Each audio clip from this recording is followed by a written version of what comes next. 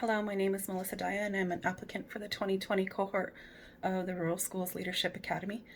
I am answering the two video portions of the question. The first is about conflict recently that you've encountered and how you've approached it and what the overall outcome was. So one of my many duties that I do at my school is leading the international tour group. So as part of our group, we have fundraisers that we do at the local college, and we use that money to help the students pay for their trip.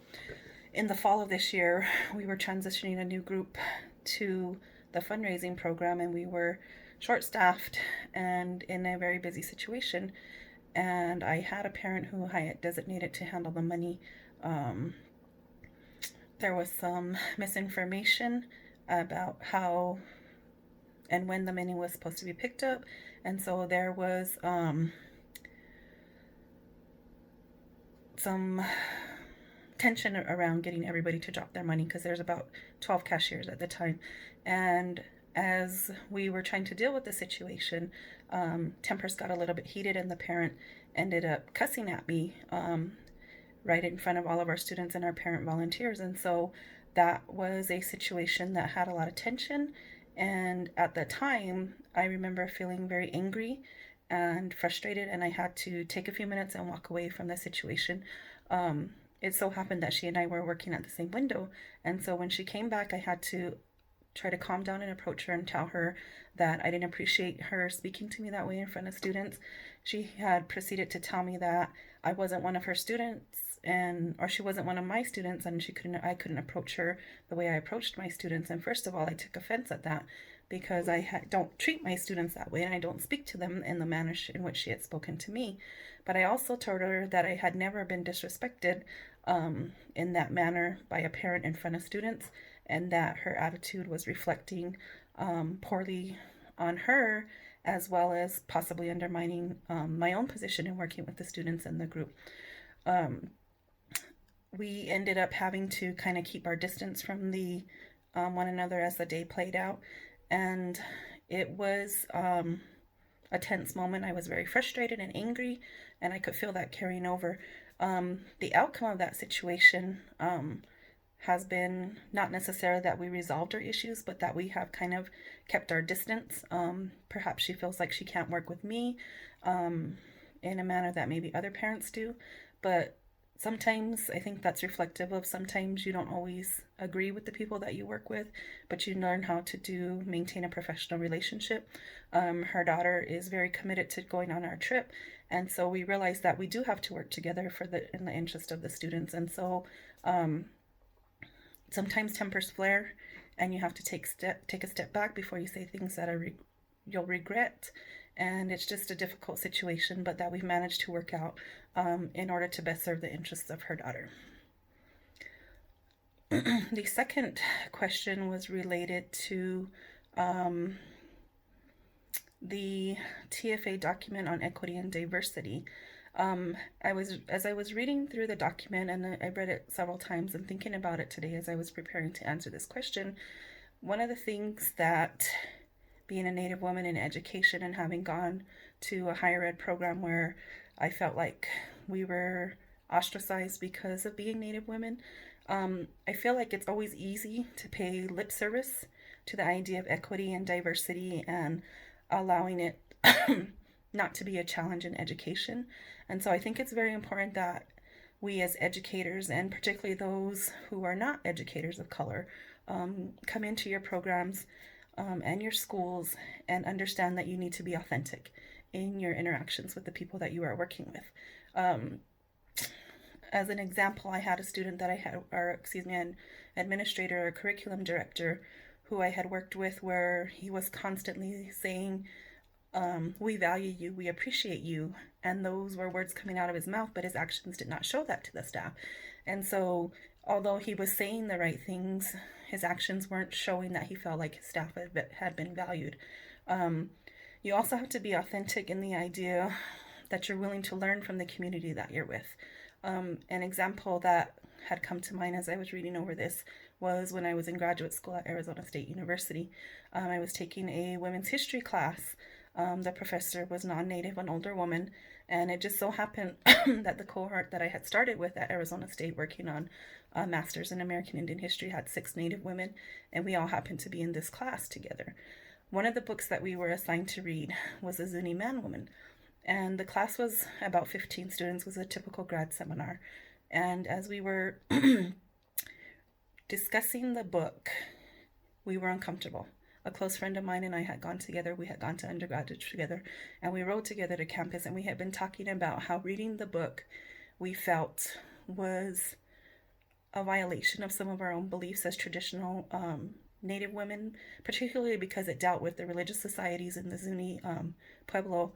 And as Native people, we are taught that things that happen in the Kiva, things that are surrounding our ceremonials, are sacred to us. And for Pueblos, for a variety of reasons and history, actions that have taken place through history remain sacred. And so, having read the book, we were feeling a little bit uneasy about discussing it, particularly among non-natives. As the discussion proceeded in class, at one point, I cannot remember the question that triggered it, but one of the other Native women kind of stopped the conversation and said, "You know what? This isn't an appropriate book to be using in a class like this." And the professor was shocked, and she wanted to know our opinions. And so, without disclosing a lot of our own traditions and beliefs about our ceremonies and our kivas and things that happen there, we had to share with them that as non-Zunis, the stuff that we were reading wasn't really meant for us to see or to hear. And how do you take that and use it as a presentation for learning? The professor herself was very authentic in her reaction. She said she had never heard that. She had never encountered anybody who had told her that selecting a book like this could be risky. And so there were others in the class who kept pushing the issue, like, why can't we know why what's so sacred, or what does it mean, and pushing the issue of not understanding that we all hold beliefs that are important to us, and we have to deal with them in a manner which is respectful to the people who surround us and to the people who are presenting. And so being authentic in your interactions and being authentic in the ways you present your learning has to be critical for education to be a success. One of the other things that struck me in the reading was the idea where it stated change has to be affected by those most impacted. And I think about this in terms of my own experience as being a Native woman teaching, first at the university level at Arizona State University, where I included people of color and had one of my evaluations told. The comment was made that I should have told them and been upfront if I was going to teach about those people and teach that kind of history. History is all inclusive. And in one of my first teaching experiences, it was a student who struggled with reading and would come in for extra tutoring. And I'll never forget, even to this day, 30 plus years later, I still remember being in there with him with my educational assistant. And he was asking us, the school I taught in taught from the perspective of Native Studies. So I was teaching junior high Native Studies, which was a U.S. history topic. And we were at the board and we were answering some questions, and he turned around and he asked me with this look on his face, and he said, "Miss, when are we going to learn real history?" And I looked at him and I asked him, "What do you mean real history?" And he said, "You know, the white man history that they teach in all the other schools."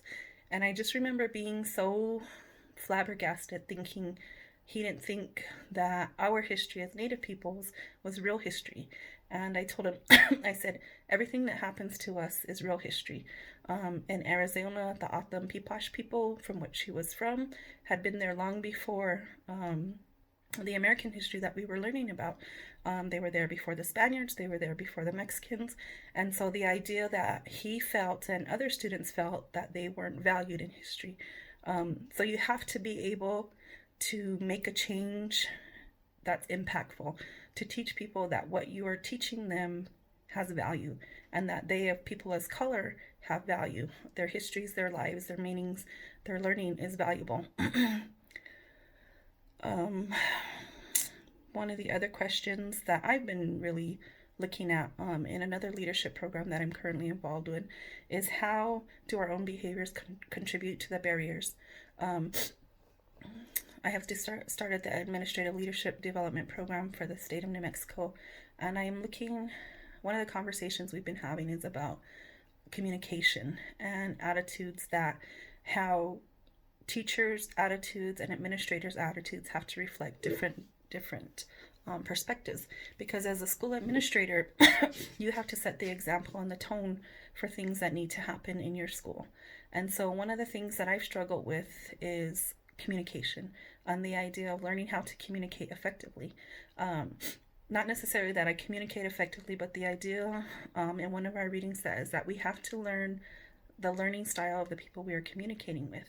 I feel like I'm good. I'm articulate in writing, and I'm articulate in speaking, and yet we have to be able to make sure that the audience that we are presenting to is able to um, take in the information that you are presenting. So that's an idea that I'm really thinking that I need to be working on a little bit more effectively, not only with my parents and adults that I work with, but also my students, and also the attitude towards standardized testing. Because as a teacher, it's overwhelming, and as a special education teacher, it's even more overwhelming for me because I lose more time having to test students that have those needs. So I spend more time out of the classroom than the typical teacher during standardized testing. And so having a better attitude, do we agree with all the testing that needs to happen? Maybe, maybe not, but we cannot let that influence the way our students view it. If we as teachers don't value the standardized testing that takes place, then how can our students value the standardized testing and the impact that it shows on their growth? So that's another area that I think is important. How do we impact our own surroundings by our own beliefs? Working in an alliance, I think this is an area that I'm strong on. I think I've always been a team player. I think I can play to the strengths. I think I have a lot of strengths that I can contribute to different groups and communities. And so I'm excited, and I'm looking forward to having the opportunity to work with the Rural Schools Leadership Program. And I'm hoping that I will have a chance to meet some people and work with different rural schools around the country. Thank you.